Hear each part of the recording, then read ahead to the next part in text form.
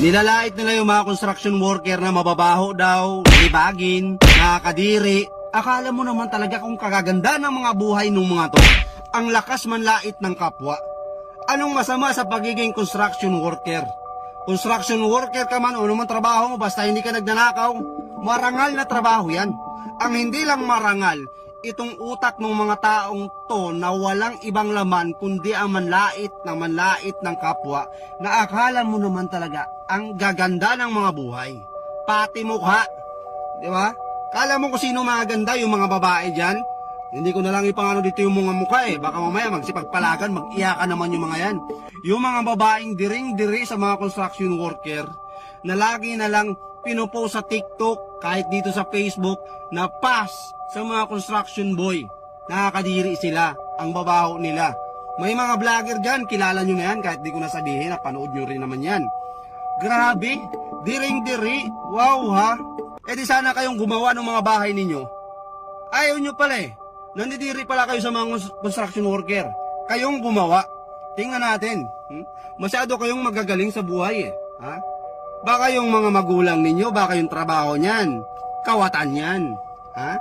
Baka yung pinapakain sa inyo ng mga magulang nyo, ang ganda ng trabaho ng mga magulang nyo, pero lakas naman mangawat. Ha? Ang lakas mangutong sa kaba ng taong bayan. Bato-bato sa langit. Lakas yung manlait sa mga construction worker, porkit ba nasa opisina kayo? Naka-aircon kayo? Hindi kayo naiinitan ng araw. Maganda yung mga uniform nyo. Kaya feeling nyo, ha? Kayo na yung pinaka-mayor dito sa mundo. Trabaho nyo na yung pinaka-malupit. Lakas yung malait sa mga construction worker. Baka nga, sagad kayo sa utang eh. Ha? Baka yung ATM nyo nakasangla.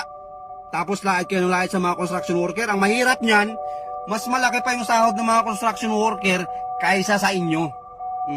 Yun yung katotohanan. Yung mga construction worker na yan, pag skill ka, mason ka, karpintero ka, magkano yung mga arawan ng mga yan? Nangungontrata pa yan. May sideline pa yan. Ikaw, tingnan nyo muna yung mga sarili ninyo. Baka nga hindi nyo kayang buhayin yung mga sarili ninyo eh. Tapos ang lakas nyo ng manlait ng trabaho ng iba. Baka nga palamunin pa kayo sa bahay ninyo. Yung mga babae dyan, ang lakas magsalita. Ha? Pa sa mga construction boy. Tapos yung mga napangasawa, ang pupugi, wala namang alam na trabaho, palamunin. Oh, real talk.